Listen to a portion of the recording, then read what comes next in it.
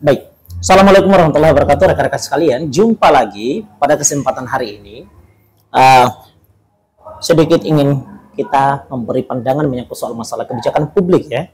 Jadi ini terlepas daripada konsentrasi kita di isu-isu politik ataupun pemilu di tahun ini.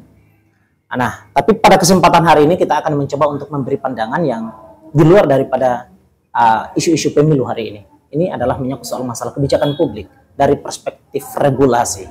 Nah, masih tetap bersama dengan Bang Mato, praktisi hukum ya, teman-teman sekalian. Bang Mato ini menyangkut soal masalah kebijakan hukum ya, ataupun berbasis pada regulasi ya, yang kemudian dianggap adalah merupakan bagian daripada kebijakan yang sedikit berbeda, keliru, dan merugikan pihak banyak orang, juga kemudian masyarakat, juga kemudian para pebisnis lokal gitu ya, swasta gitu, dan yang tidak punya kekuatan power gitu ya di dalam sistem gitu, yang tidak bisa menjangkaui pemerintah secara mendalam gitu, pejabat-pejabat tertentu dalam tubuh pemerintah. Nah, ini bermuara dari Menteri KKP, Kementerian KKP ya, gitu, Kelautan dan Perikanan gitu. Nah, ini menyangkut soal kebijakan yang agak sedikit berbeda dari menteri sebelumnya ya. Kita tahu secara bersama bahwa dahulu sedikit membuat heboh menyangkut soal masalah jual beli baby lobster gitu ya. Nah, ini masih tetap sama. Jika kemudian dahulu itu regulasinya kemudian memperuntukkan atau memberi peluang kepada siapa saja gitu ya, dengan syarat yang penting memiliki perizinan dari pihak kementerian ya. Nah, dengan begitu kemudian dia bisa melakukan penjualan keluar ataupun kepada siapa saja gitu. Nah, hari ini kemudian justru kebijakan yang agak sedikit berbeda dari situ, membatasi dengan kemudian melokalisir ya ke dalam badan kementerian sendiri. Jadi hanya dikhususkan kepada badan yang dibentuk oleh Kementerian KKP itu sendiri. Nah, dari perspektif hukum ataupun dari pandangan Bang Mato sebagai seorang praktisi hukum ini seperti apa dalam melihat kebijakan ini? Jadi persoalannya seperti ini. Sebetulnya ketika dilihat secara hukum sebetulnya ya nggak jadi masalah, karena itu sebatas peraturan menteri. Nah, dan sah-sah saja menteri itu mau buat peraturan apa. Nah, sepanjang peraturan itu tidak bertentangan dengan prinsip atau norma perundang-undangan, itu nggak jadi soal. Silakan saja. Nah, tetapi yang kemudian hari ini menjadi persoalan itu adalah kebijakan ataukah peraturan yang dibuat oleh menteri atau pejabat-pejabat negara itu yang kemudian tidak pro terhadap kepentingan rakyat, atau tidak menjamin kepentingan masyarakat secara langsung. Nah, diantaranya sekarang yang terjadi baru-baru ini kita lihat terkait dengan peraturan yang kemudian atau peraturan atau kebijakan yang dikeluarkan oleh Kementerian Kelautan dan Perikanan RI terkait dengan pengelolaan benih-benih lobster itu. Nah, ini pada peraturan terbarunya yang sekarang dibuat itu kemudian dari Kementerian Kelautan dan Perikanan RI itu membuka kembali jual beli lobster itu, nah dengan beberapa ketentuan, yang memang ketentuannya itu agak berbeda dengan ketentuan-ketentuan pada rezim sebelumnya.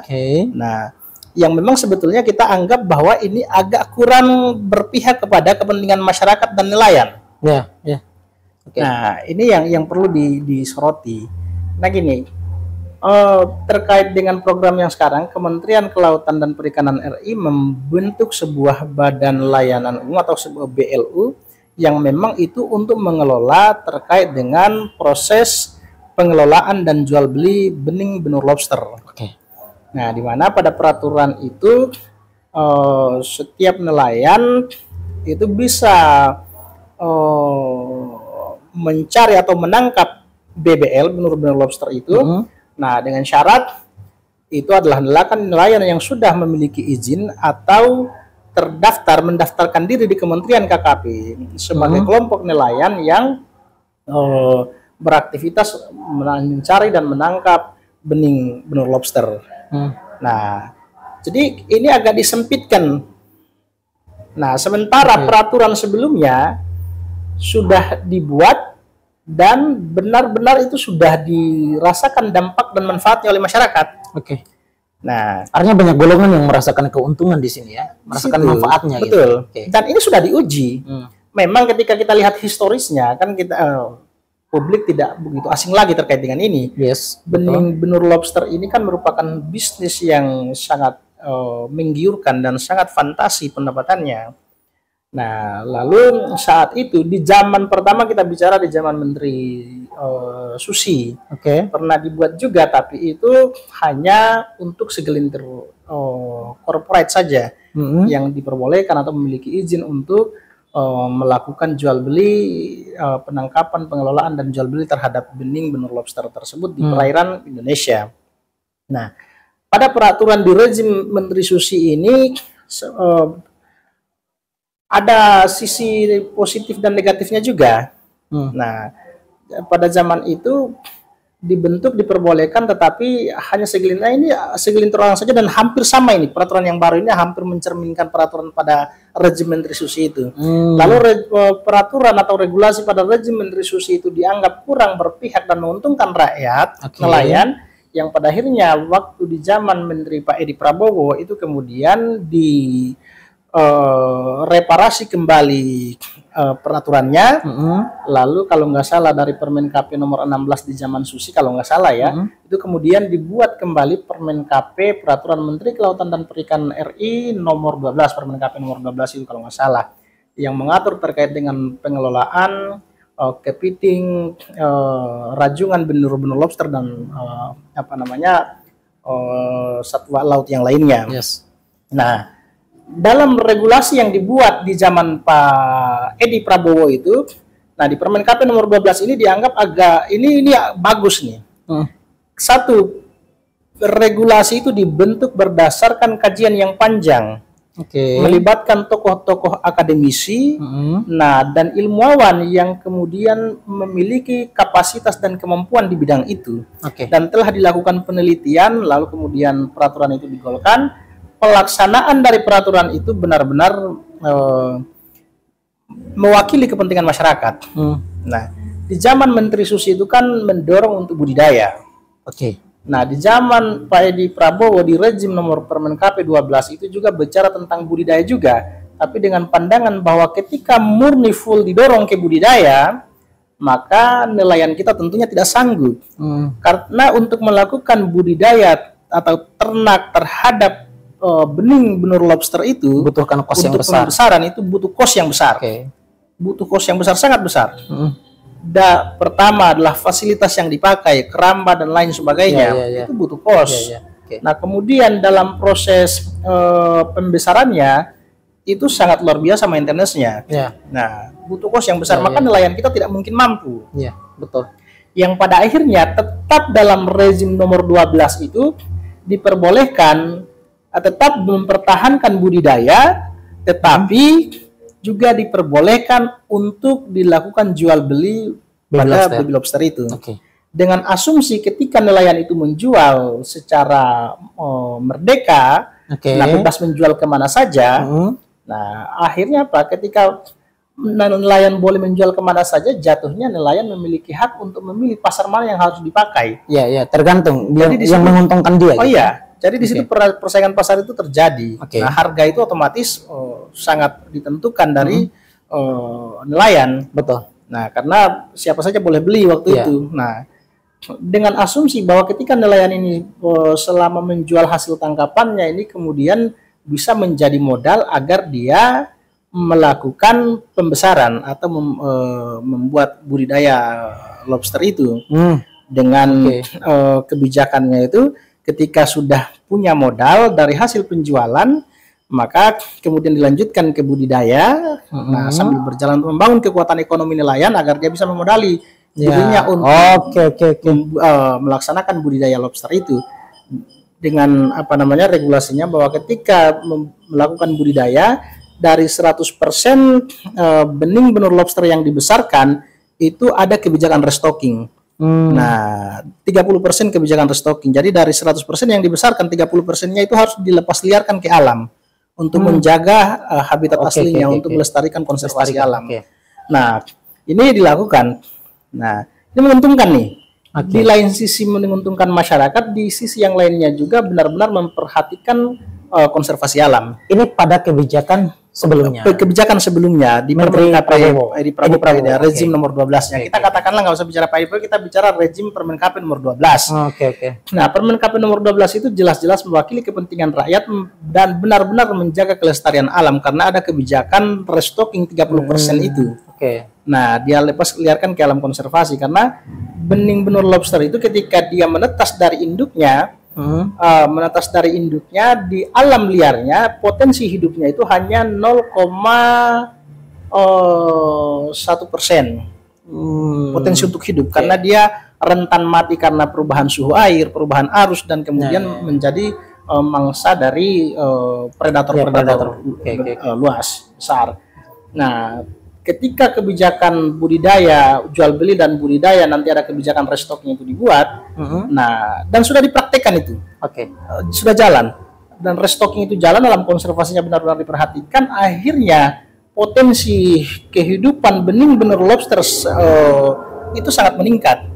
Ketika dibuat kebijakan budidaya dan restocking itu, jadi angka kehidupannya itu tidak lagi di 0,1 tapi angkanya 3%. Angkanya 3%. 3% itu sangat mendongkrak. Nah, ini dianggap sangat benar-benar mewakili kepentingan masyarakat dan benar-benar menjaga kelestarian alam. Nah, dan menjaga ekosistem benur lobster itu. Nah, harusnya pada peraturan yang sekarang ya diselaraskan dengan peraturan sebelumnya yang memang sudah dilakukan uji coba dan berhasil. Terlepas daripada kejadian menterinya kemudian ditahan, terlepas dari persoalan hukumnya secara pribadi itu kan individu, betul. Nah, tetapi regulasinya itu benar-benar membawa kesejahteraan bagi masyarakat dan nelayan, terutama nelayan. Nah, pengusaha-pengusaha pemula juga berkembang. Nah, tapi sekarang ketika dibuatkan kembali, lalu kan pada waktu zaman Pak Edi itu setelah menterinya ditahan karena kasus korupsi itu, kan sempat dibekukan oleh pemerintah. Nah, baru dibuka kembali belakangan ini. Nah, dibuka ini yang kemudian agak sedikit menuai protes itu karena begitu. Ini dianggap hampir mencerminkan peraturan pada rezim sebelum di rezim Susi itu sebelum Permen KP nomor 12 itu, yang memang sebetulnya sama saja. Jadi menguntungkan sekelompok orang. Dia tidak membuka pasar yang luas, penyediaan pasar yang luas untuk masyarakat itu. Jadi kalau dilihat dari alurnya itu yang berhak itu adalah BLU-nya. Nah, lalu badan yang dibentuk oleh Kementerian itu sendiri. Nah, lalu kemudian penekanan PNBP-nya juga luar biasa. Nah, kalau nggak salah berdasarkan isunya pada peraturan yang baru itu sekitar Rp6.000 PNBP yang dikenakan pada transaksi itu. Nah, sementara pada rezim sebelumnya itu kalau tidak salah itu hanya sekitar 1.600 per ekor berdasarkan jenisnya. Karena lobster itu ada jenis-jenisnya, ada jenis tertingginya itu mutiara, ada jenis mutiara, ada jenis bambu, batik, Pakistan batu, ada sekitar 5 atau 6 itu. Nah, berdasarkan jenisnya ini pemberlakuan PNBP-nya itu berbeda karena ditentukan juga dari nilai jualnya. Tapi pada prinsipnya itu menguntungkan masyarakat karena masyarakat berhak bisa menangkap dan bisa menjual secara langsung. Nah, hari ini kemudian dibentuk lagi BLU itu di mana pasarnya agak semakin sempit. Nah, justru di sini menjadi kekhawatiran begitu pasarnya itu dipersempit, maka kekhawatiran terkait dengan permainan mafia-mafia itu akan terjadi. Di mana pada rezim sebelumnya itu bisa diketahui di rezim sebelum Permen KP 12 itu yang main kan rezim semua, di bawah itu smuggler semua yang main.